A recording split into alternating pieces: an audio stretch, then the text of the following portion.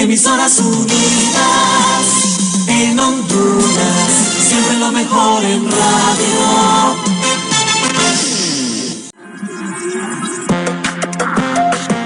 A continuación, presentamos Melvin Aeroportuarias y más.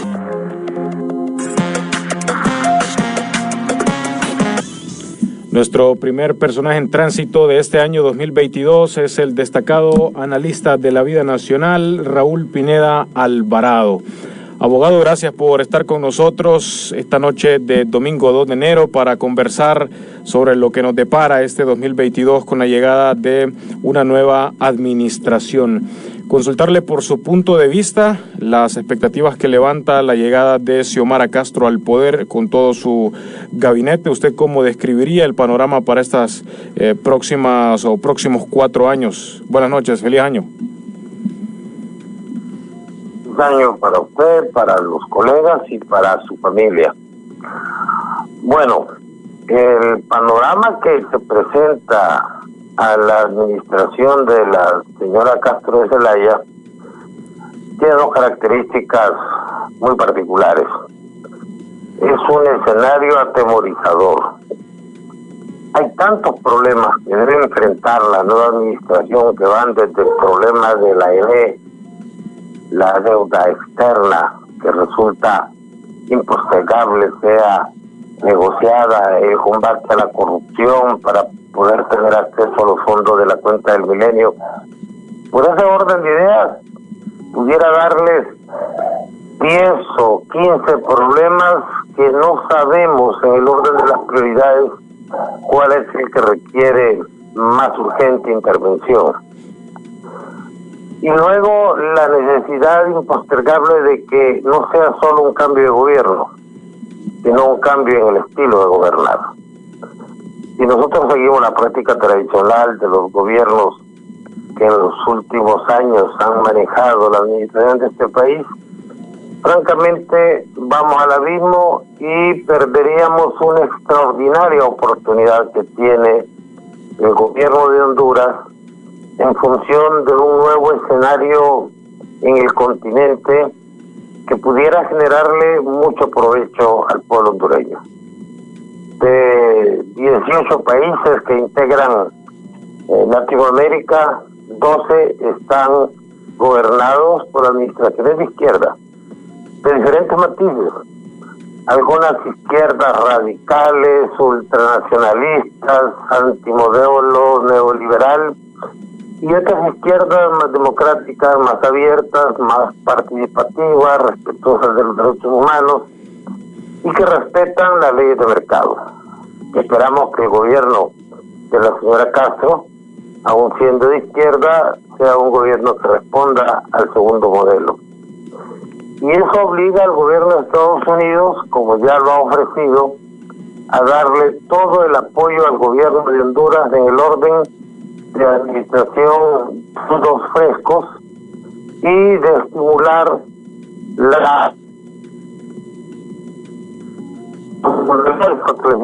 Estado de Derecho y la seguridad jurídica. Si el gobierno de la señora Castro aprovecha esta coyuntura, va a ser un buen gobierno y el panorama para Honduras va a ser notoriamente mejor. Cuando usted aprecia que en el sistema bancario el Empira en 48 horas se devaluó más de 30 centavos respecto al dólar, pues estas son señales eminentes de un proceso económico, como decía al principio, atemorizante para Honduras. Pero habrá que confiar que ella escoja lo mejor del país y que pida la ayuda al extranjero cuando no tenga los mejores cerebros para resolver los grandes problemas del país. Y si hace esto, el panorama es esperanzador. Finalmente, el pueblo hondureño llega con una gran esperanza en este gobierno. Este gobierno llega por unas elecciones que no la ganó Libre. Libre fue el núcleo duro. Pero por la señora Castro votaron nacionalistas, liberales, independientes, sectores que históricamente eran indecisos, que simplemente manifestaron un rechazo al sistema y al modo de gobierno que manejó el presidente Hernández.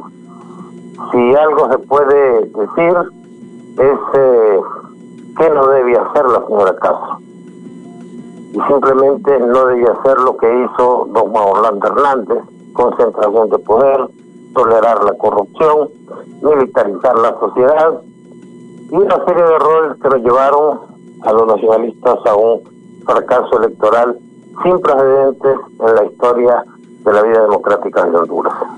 Ahora, abogado, con todo lo que acaba de mencionar usted, para hacerle frente a este panorama atemorizador, como lo ha denominado, el hecho de que este próximo gobierno o que Xiomara Castro se haya rodeado de figuras como Doris Gutiérrez, el mismo Salvador Narrala, incluso hoy llegó al país el ex jefe de la Policía Nacional, Ramón Sabión Pineda, que, bueno, así a nivel de medios y de forma preliminar se maneja que es un perfil para ser el próximo secretario de Estado en el despacho de seguridad. ¿Qué tan determinante es para este próximo gobierno rodearse de personas que a lo largo del tiempo, lo hemos visto, la sociedad los ha catalogado como honestos y que buscan asumir el cargo con seriedad y con responsabilidad? Bueno, hay que hacer una diferencia. La señora Gutiérrez y don Salvador Narrala son figuras políticas. El señor Sabión es un técnico. Es un hombre de gran confianza del gobierno de Estados Unidos, porque en ese gabinete también se va a hacer sentir la mano del gobierno norteamericano. Entiendo que 2 o 3 secretarías de Estado quieren tenerlas bajo inmediata supervisión, respaldo y, ¿por qué no decirlo?, control. En ese sentido, lo que tiene que hacer la señora Castro es determinar acciones de inmediata ejecución. Algunas de ellas, por ejemplo, la derogación de la legislación que perjudica los intereses de la nación, el caso de la ley orgánica de las sedes, el caso de los privilegios para los dignatarios del Estado, a efecto de que actualmente hay más de 3.000 elementos de las Fuerzas Armadas dando seguridad a personajes de segunda y tercera categoría. El hecho de aprobar contratos que todavía no han sido publicados en la Gaceta, pero que el Estado debe ser objeto de revisión porque constituyen factores lesivos a los intereses populares. Y, por sobre todo, dar un mensaje claro. La señora Castro no tiene una varita mágica para transformar la realidad y para repartir la administración pública entre sus militantes, así como los carniceros se reparten los despojos de una res. Debe haber una concientización en el pueblo hondureño que tiene que ser paciente y tolerante y esperar un plazo prudencial para ver que estas prioridades, que estas urgencias obtengan una respuesta inmediata y luego empezar a planificar en función de los intereses del país. Creo que uno de los objetivos políticos debe ser, como yo dije, el fortalecimiento del Estado de Derecho. Siento yo que una de las reformas indispensables es que el próximo fiscal sea electo en elecciones con votación secreta, y que la Corte Suprema debe ser electa en votación secreta para que los magistrados y el fiscal no vayan bajo el compromiso de que una facción o un político fue el que los escogió o el que votó por ellos. Siento que un objetivo debe ser el acceso a la cuenta del milenio. Perdieron más de 400 millones de la cuenta del milenio, que dinero regalado porque no pasamos el umbral de los requisitos mínimos para dar evidencia de que estamos combatiendo la corrupción y, por sobre todo, decirle la verdad a la gente. Ya no se puede salir con este rosario de mentiras de que el tráfico de drogas ha disminuido en Honduras, de que este país vive en un ambiente de seguridad, cuando la estadística de la universidad dice que tenemos un promedio de 40 por 100,000. Imagínese que usted que Honduras cierra el año con casi 4.000 muertes violentas, con tal vez 9 o 10 millones de habitantes, e Italia, que tiene 65 millones de habitantes, cierra con 630 muertos por año de promedio. Ya no se puede seguir mintiendo a la gente, primero porque políticamente es inconveniente, dado que la gente ya no cree en sus autoridades. Y segundo, entrarle en el combate de la corrupción para reducirla, pero de manera seria y de manera indiscriminada. No puede hacerse una persecución política o un instrumento de control con el pretexto de la lucha anticorrupción. Pensamos que no necesitamos una eminencia, una persona con un acervo académico tan grande para hacer un buen gobierno. Para eso están los asesores, para eso están los equipos técnicos. Y ella debería constituir por lo menos 10 equipos técnicos que le entren en serio a los problemas del país y que ella simplemente les dé el aval político que le ocupa para su ejecución. Si eso hace, no va a ir bien. Sí. Ahora bien, abogado, en ocasiones anteriores usted ha mencionado la pasividad que ha habido en la sociedad como una sociedad dormida, pero lo que vimos en las pasadas elecciones, al menos a nivel presidencial, pues creería yo que da signos de cambio. Pero ¿cómo lo ve usted? El papel que jugará también el pueblo, la sociedad también organizada, en este caso la sociedad consciente, de cara a estos próximos 4 años. Mira, el pueblo hondureño o la sociedad hondureña ha tenido dos características: ha sido tremendamente conservadora y por eso la izquierda no ha podido prosperar en Honduras. Sí. Y ha sido perezosa. Pero lo que pasó el 28 de noviembre fue una elección muy interesante para los políticos.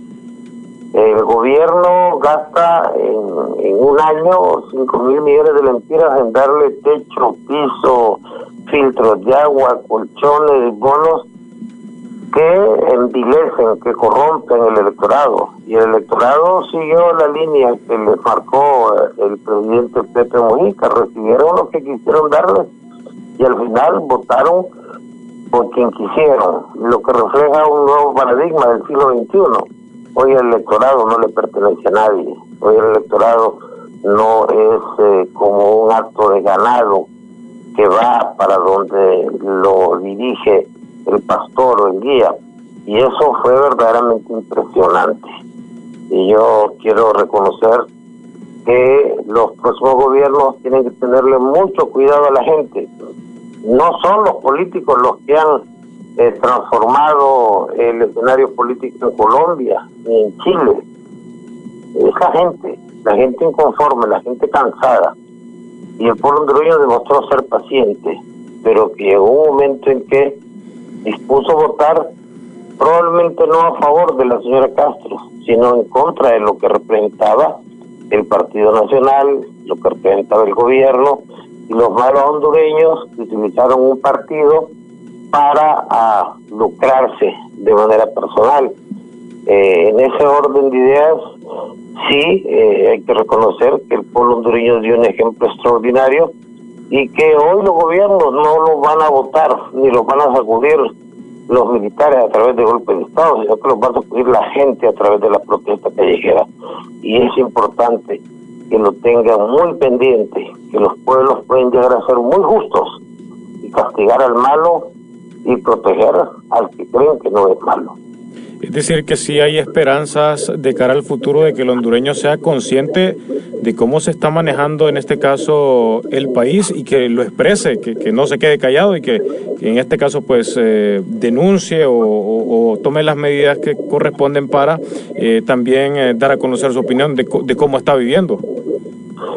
Mire, si usted fortalece eso que se llama el modelo republicano, donde el presidente haga la labor del presidente, el Congreso haga la labor que le corresponde hacer al Congreso, es decir, representar, legislar, controlar los otros poderes, y si el Poder Judicial se depura y se dedica a su labor de hacer justicia, entonces va a crear un ambiente favorable para la inversión nacional y para la inversión extranjera. Esto se va a saber en los primeros 100 días de gobierno. Si la presidenta escoge un buen gabinete y empieza a poner reglas claras en el sentido de tomar acciones pequeñas, algunas fáciles de tomar, yo insisto en eso.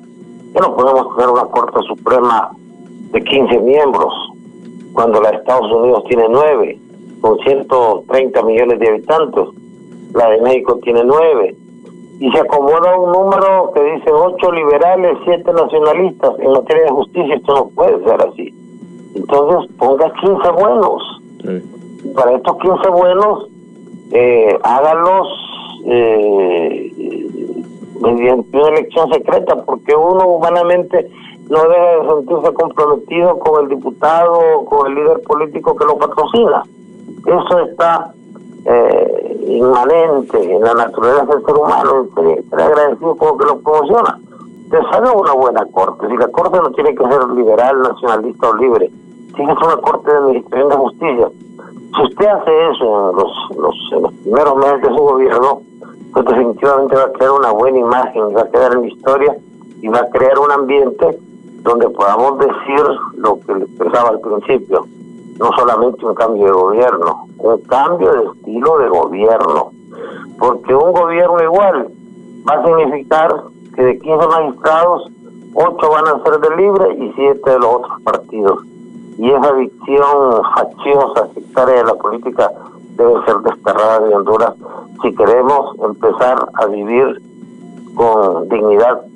Hay signos externos. ¿Cómo es posible que en este país tengamos una fiscalía del menor, tengamos un instituto de la niñez y veamos por todos lados niños pidiendo, limpiando vidrios o siendo explotados por sus padres o por los que dicen que son sus padres?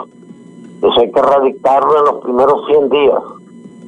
Mientras no hagamos eso, no habremos enviado un mensaje claro de que las cosas en Honduras están empezando a cambiar. Perfecto, abogado. Gracias por compartir su punto de vista con nosotros. Feliz noche. Cuídense mucho. Gracias al abogado Raúl Pineda Alvarado con nosotros, esta noche con nosotros aquí en Melvin Aeroportuarias y más. Bueno, y en la sección La Vacuna al Día, por una cortesía de Farmacias Punto Farma, está con nosotros ya vía teléfono el doctor Cristian Llanes, es médico especialista en cirugía plástica, de guardia esta noche en el principal centro asistencial del país. Doctor Llanes, qué gusto tenerlo nuevamente con nosotros aquí en Melvin Aeroportuarias y más. Bueno, ¿cómo cerramos este año recién pasado, 2021, doctor, con el ingreso de pacientes hospitalizados a causa de quemaduras por quema de pólvora? Buenas noches, feliz año. Buenas noches, feliz año para todos. Pues lamentablemente en relación a lo que habíamos presentado en el transcurso del mes y sobre todo en la Nochebuena, pues prácticamente el número de casos se triplicaron, ¿verdad? Casos de pacientes que tuvieron que acudir a un hospital para recibir una atención médica. En la actualidad, pues el hospital de niños quemados, para el caso, está con un volumen de 18 pacientes ingresados en este momento, de los cuales 6 pacientes son específicamente por quemaduras que fueron provocadas por explosión de pólvora, y las restantes pues en relación a otro tipo de mecanismos de lesión. Hablamos de quemaduras por escaldadura, que es a lo que nos referimos con el uso de agua caliente, y 2 casos de quemaduras eléctricas. Y en el hospital escuela se ingresaron 3 pacientes adultos, ¿verdad? Que sufrieron quemaduras por este mismo tipo de lesión de pólvora. Y pues a nivel privado, pues al menos en mi caso particular tuve la obligación de atender 2 pacientes extra, o sea que en esta parte del año, final de año, creo que la población se descuidó un poco con el tema y pues lamentablemente incrementó notablemente el número de casos. Doctor, ¿usted cómo describe el momento en que usted recibe precisamente a los pacientes y mira esas imágenes fuertes en vivo? Porque incluso uno como periodista que recibe las fotografías al ver niños con la mano totalmente destrozada, incluso adultos, pero compártanos su experiencia como médico al atender este tipo de pacientes. Sí, es lamentable porque, o sea, hay de lesiones a lesiones, por así decirlo. La mano y la cara son las estructuras o las partes del cuerpo donde pues son afectadas por este tipo de artefactos. y obviamente según el tipo de explosivo, entre más potente sea, pues obviamente mayor es la afectación que puede llegar a provocar. Y pues tenemos unos dos o tres pacientes que sufrieron quemaduras leves, pero los otros con mutilaciones, prácticamente perdiendo partes importantes de su mano, ¿verdad? Sobre todo en el asunto de la mano. Sí afecta en la cara, pero donde más nos enfocamos por la gravedad generalmente es en la mano. Doctor, entonces lamentablemente eso es difícil poder explicarle a una persona que lamentablemente, aunque queramos hacer algún tipo de cirugía reconstructiva, así, algún caso muy muy enorme, pues no se le puede ofrecer mayor éxito con lo que se puede hacer. ¿Hay algún paciente que a usted lo haya marcado, doctor, a lo largo de toda su trayectoria como médico, que usted lo recuerde y que realmente que lo haya marcado, que lo haya asombrado por cómo llegó, en el estado en que llegó? Sí, sobre todo un caso en particular de un niño que perdió absolutamente toda su mano, ¿verdad? Lo que uno mira usualmente son mutilaciones de ciertos dedos o de partes distales de los dedos, pero ver a un paciente y decirle, un niño de 15 años, decirle que no tiene mano, no tiene salvación su mano y que hay que amputársela, pues obviamente eso, ver la lágrima o la forma en la que el niño se lamenta de la situación, pues obviamente crea ese impacto, y sobre todo ver que en realidad, sobre todo, muchos de los padres pues no tienen ese remordimiento real sobre un tipo de circunstancias como esta. Sí. Bueno, finalmente, doctor, mencionaba usted al inicio que se han triplicado las atenciones médicas. ¿Cómo cerramos en comparación con años anteriores en este caso? Bueno, nosotros en particular para los niños hemos visto que tipo 6, 7 de enero ya teníamos el volumen de pacientes que en la actualidad estamos teniendo. Vale recalcar que para la semana pasada, que era la semana de Nochebuena, el hospital ya había prácticamente limpiado el número de pacientes y se estaba preparando pues básicamente para atender esto, y teníamos 5 o 6 pacientes, quizás los que más hubo, pero póngale que del 30, finales del 31 de diciembre ya teníamos 10, y ya para hoy ya hay 18 y estamos en sobrecupo. Entonces, lamentable porque se ha tratado como de concientizar, ¿verdad? Y creo que la situación también lo se podía dar para mejorar, ¿verdad? Pero lamentablemente sí no respondió tan favorablemente a la población. Bueno, doctor, muchas gracias. El doctor Cristian Llanes es médico especialista en cirugía plástica, esta noche de guardia en el Hospital Escuela con nosotros aquí en Melvin Aeroportuarias y más. Hemos presentado Melvin Aeroportuarias y más. Hasta una próxima audición.